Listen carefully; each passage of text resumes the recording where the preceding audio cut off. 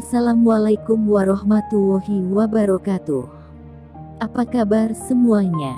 Semoga dalam lindungan Allah Subhanahu wa Ta'ala. Kali ini Mimin akan membagikan kisah dan hikmah di balik percakapan setan pencuri zakat dengan Abu Hurairah. Kisah ini dikutip dari detikhikmah.com. Kala itu, Abu Hurairah radhiyallahu anhu pernah diberi tugas untuk menjaga gudang zakat Ramadan oleh Rasulullah Shallallahu Alaihi Wasallam.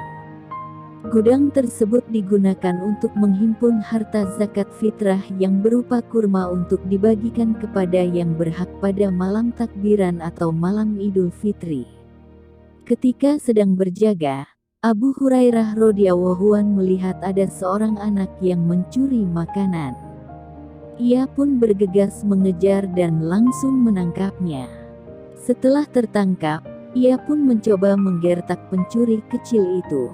"Hai, pencuri, aku akan mengadukanmu kepada Rasulullah Shallallahu Alaihi Wasallam."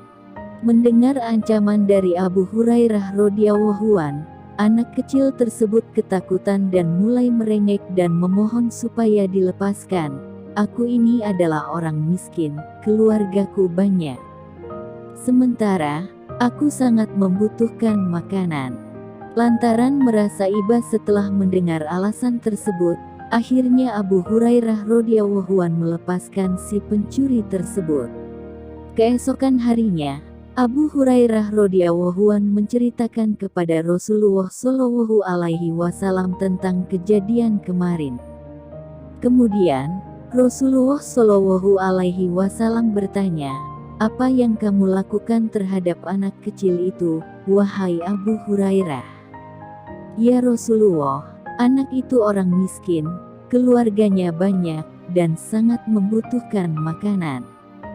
Maka, aku pun melepaskannya," jawab Abu Hurairah.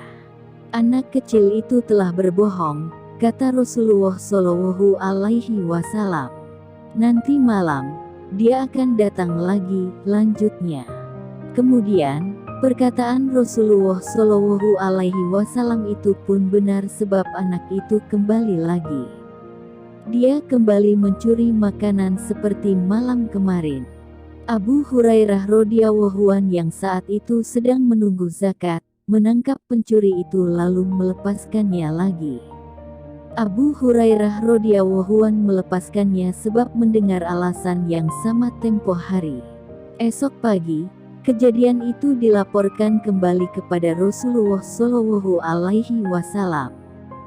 Sekali lagi, Rasulullah Shallallahu Alaihi Wasallam menegaskan, pencuri itu sesungguhnya berbohong. Nanti malam, dia pasti akan kembali lagi.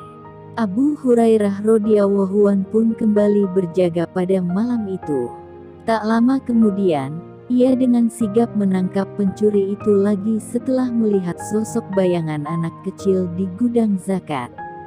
"Kali ini, engkau pasti kuadukan kepada Rasulullah Shallallahu Alaihi Wasallam.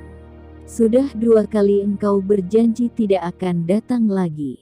Tetapi, ternyata engkau mengingkari perkataanmu dengan kembali lagi untuk mencuri makanan ini. Lepaskan aku," teriak anak itu. Tetapi, Abu Hurairah radhiyallahu anhu tetap memegangi anak itu agar tidak lepas. Pencuri kecil itu kemudian lekas merengek, "Lepaskan aku. Kalau Tuan bersedia melepaskanku, aku akan mengajari Tuan beberapa kalimat yang sangat berguna." "Kalimat-kalimat apakah itu?" tanya Abu Hurairah dengan rasa penasaran. "Jika Tuan hendak tidur, bacalah ayat kursi. Maka, Tuan akan selalu dipelihara oleh Allah Subhanahu wa Ta'ala dan tidak akan ada setan yang berani mendekati Tuan sampai pagi."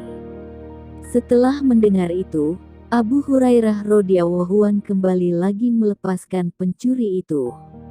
Pada pagi hari, Abu Hurairah radhiyallahu anhu kembali melapor kejadian semalam kepada Rasulullah Shallallahu Alaihi Wasallam. Setelah mendengar cerita Abu Hurairah radhiyallahu anhu, Rasulullah Shallallahu Alaihi Wasallam berkata, pencuri itu telah berkata benar sekalipun dia tetap pembohong. Lalu, Rasulullah Shallallahu Alaihi Wasallam bertanya kepada Abu Hurairah radhiyallahu an, tahukah engkau, siapa sebenarnya pencuri kecil yang bertemu denganmu setiap malam? Tidak tahu, jawab Abu Hurairah. Ia adalah setan. Adapun hikmah di balik kisah Abu Hurairah dan setan pencuri zakat. Berdasarkan dari kisah di atas terdapat sebuah proses pembelajaran yang dilakukan oleh Nabi Shallallahu Alaihi Wasallam, Abu Hurairah radhiyallahu an dan setan pencuri yang mengajarkan keutamaan ayat kursi.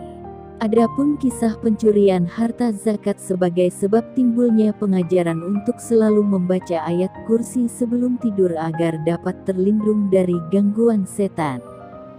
Hal ini juga senang dengan sebuah hadits yang disabdakan oleh Rasulullah Shallallahu Alaihi Wasallam yang artinya, bila engkau akan menuju ke tempat tidurmu maka bacalah ayat kursi karena sesungguhnya ia dapat menjadikanmu senantiasa mendapatkan penjagaan dari Allah Subhanahu wa Ta'ala dan setan tidak akan mendekatimu hingga pagi hari.